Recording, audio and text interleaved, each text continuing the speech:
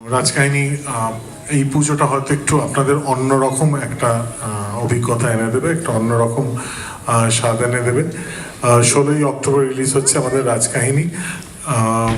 আমি রিকোয়েস্ট করব রনিদা, তুমি যদি কিছু বলো। আচ্ছা, বলার আগে আমাদের বেগম জান, রাজকাহিনীর গ্যাংয়ের যিনি অন্যতম লিডার, উনি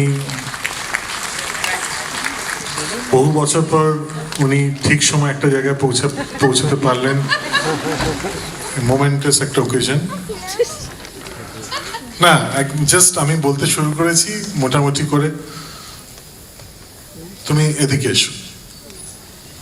হ্যাঁ, তো যাক, সব ভালো যা শেষ ভালো। তো রনিদা, তুমি কিছু বলো। নমস্কার, শুভ সন্ধ্যা। এই সময় আয়োজিত আপনতে বাইর হইতে আপনারা সবাই এসেছেন, আপনাদের স্বাগতম। এবং আত্মকেন্দ্রিকতা থেকে বেরিয়ে আসা যেরকম আনন্দকে এক্সটেন্ড করছে, সেরকম সৃজিত যা বলল, রাজকাহিনী সেইভাবে ভীষণভাবে আনন্দের হাসি মজার ছবি না হয়েও তার থেকে বাইরে বেরিয়ে এসেও আপনাদের আনন্দ দেবে, নতুন করে ভাবতে শেখাবে, সেটাও একরকম আনন্দ। এই সময়কে ধন্যবাদ এরকম একটা উদ্যোগ নেওয়ার জন্যে।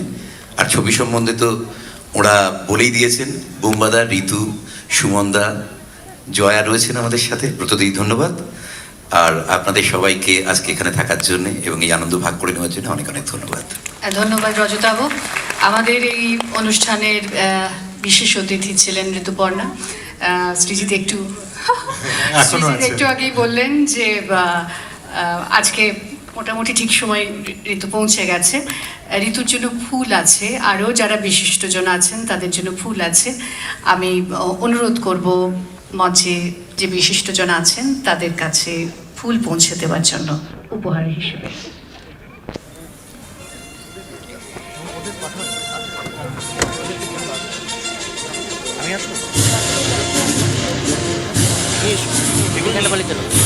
না, ওরা এসে বলবে, ওরা এখানে বুঝবে না।